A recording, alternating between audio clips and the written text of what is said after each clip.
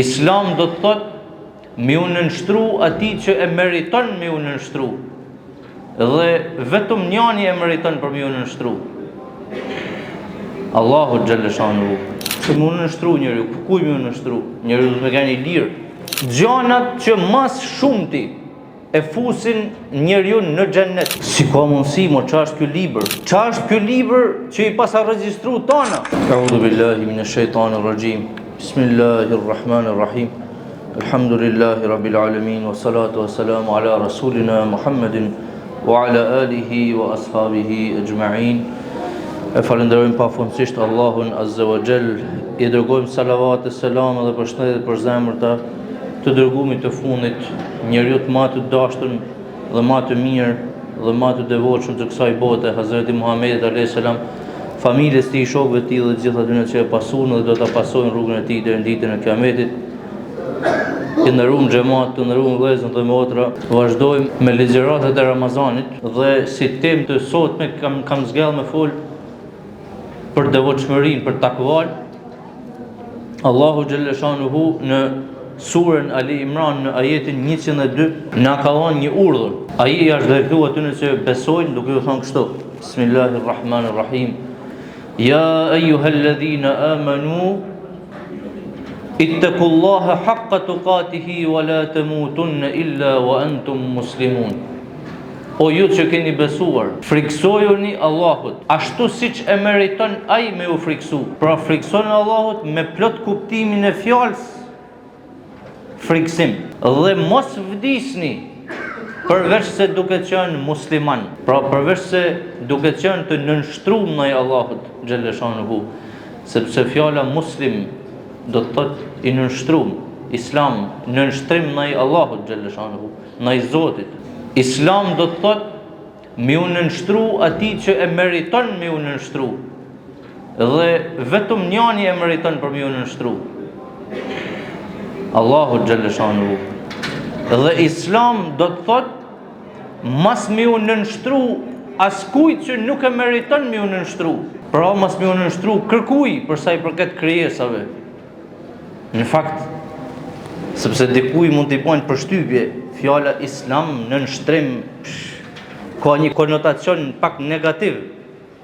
Në nështrim, pse? Dështi na e kena qef se njeriu me keni lirë, apo jo? Kena qef to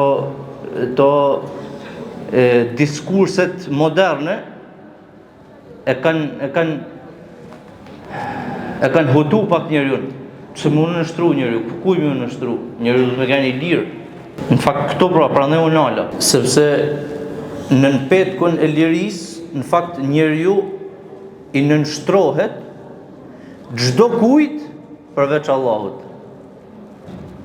Në botën moderne dhe postmoderne që jetojmë sot, në botën jashtë rregullave të fesë, në botën ku është largu Zoti prej jetës përditshme, çdo kujt i nënshtrohet njeriu përveç Zotit.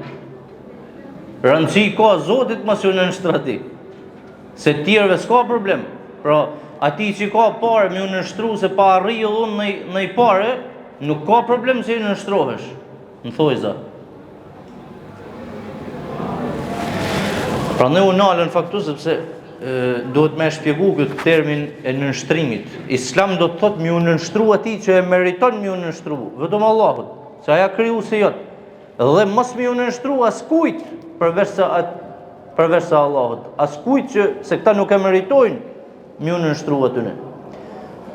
E tani të kalojmë te hadithi i pejgamberit alayhis salam, ku ka përmend dy gjana që e fusin njeriu në xhennet.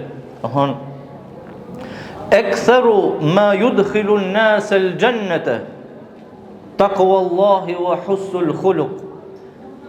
Gjanat që mas shumti e fusin njeriu në xhennet, pra i fusin njerëzit në xhennet, janë takvaja, pra devotshmëria ndaj Zotit dhe morali i bukur, husnul khuluq, morali dhe sjellja e bukur. Me kanë njeri që me pas lezet e tjetëri me të pa, me kanë njeri i sjellshëm, me hujet mira, jo me hujet kësia.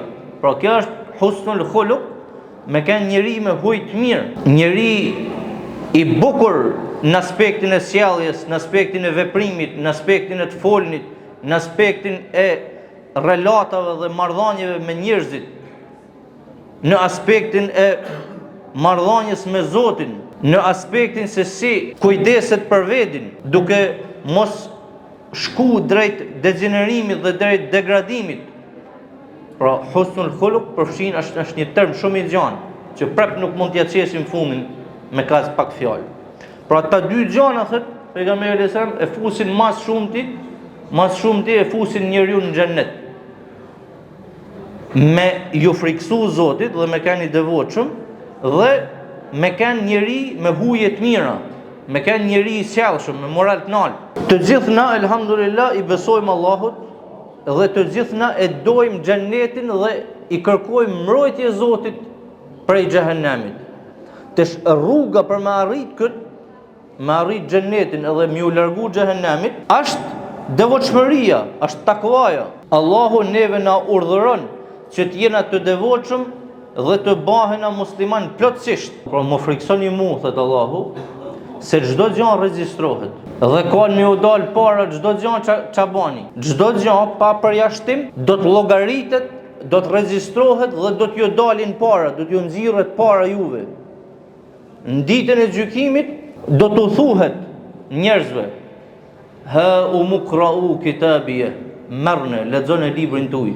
Pra tani jena autor të librave, tani jena librin ton. Njerëzit, sidomos personat që nuk e kanë pas mendën të Zotit kur në këtë botë, sidomos ata, kur ta marrin librin edhe ta lexojnë, kanë mu habit.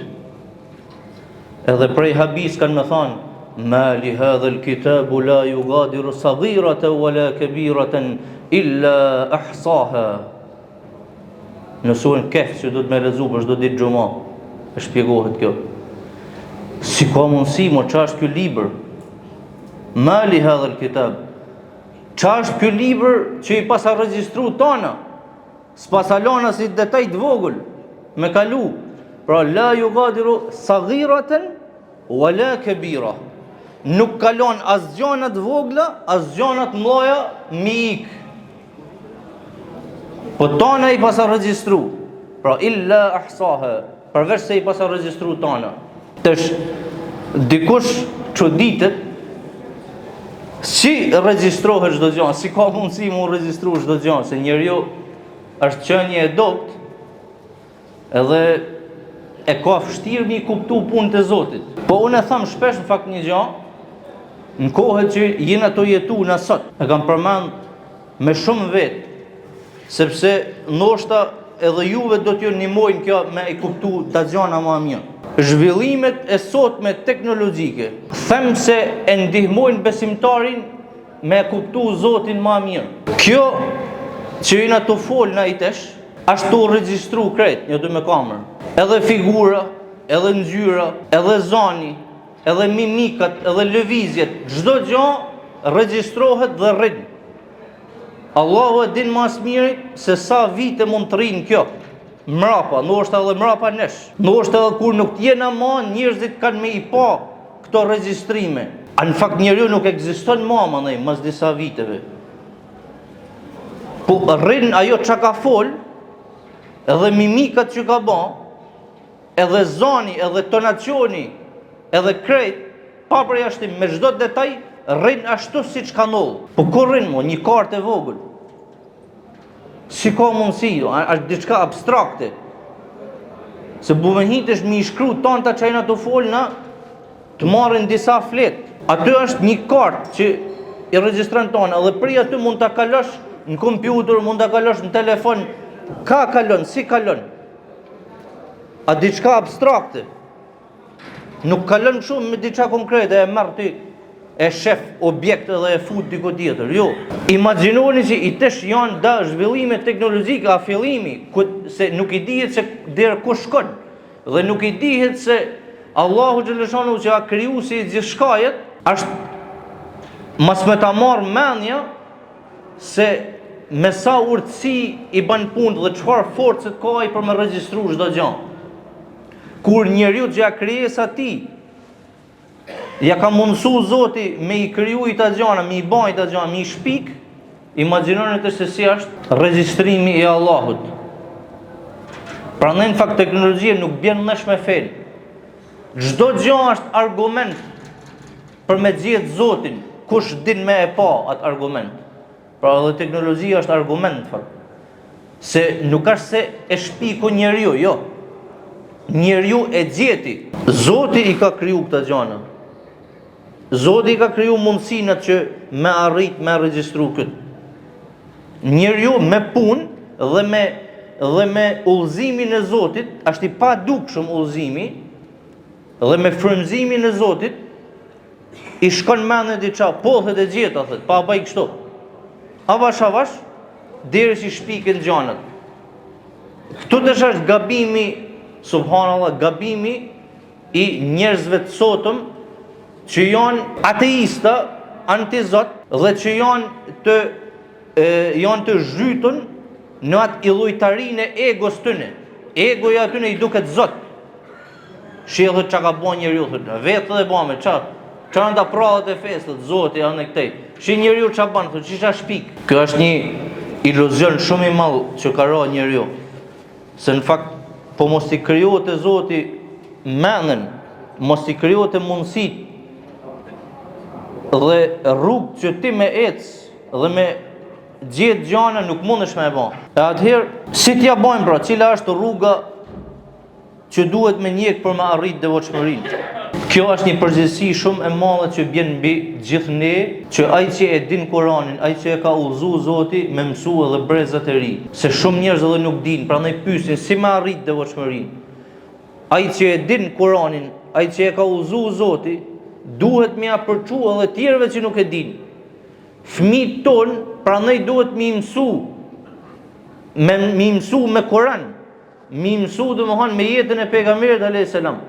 I shto arritet devotshmëria.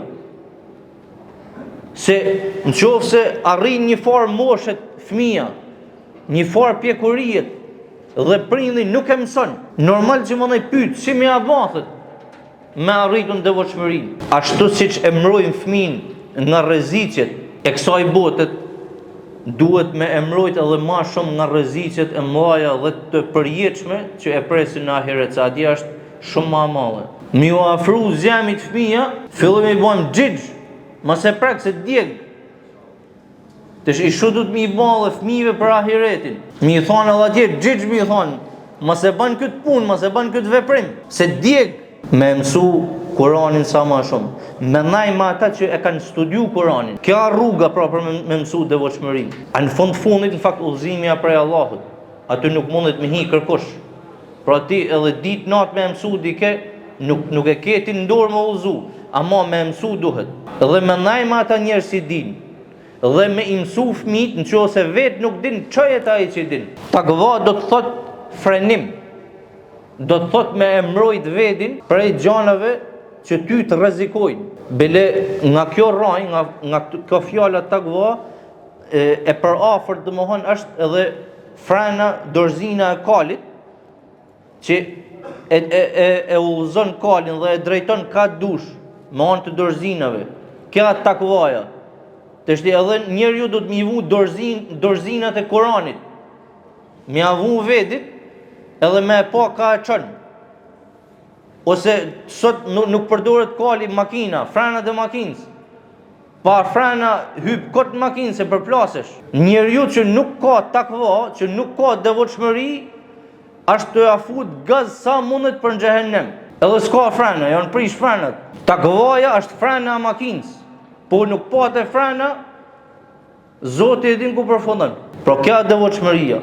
E lutim Allahun xhaleshanuhu që të na bojnë për robëve të tij devotshëm. E lutim Allahun xhaleshanuhu që të na bojnë për atyre që e mësojnë fjalën e tij Kur'anin, e mësojnë jetën e pejgamberit alayhis salam dhe e zbatojnë në mënyrën më të mirë. E ky muj është mundësi shumë e madhe për me arrit këtë gjë. Alhamdulillahi rabbil alamin, al-Fatiha.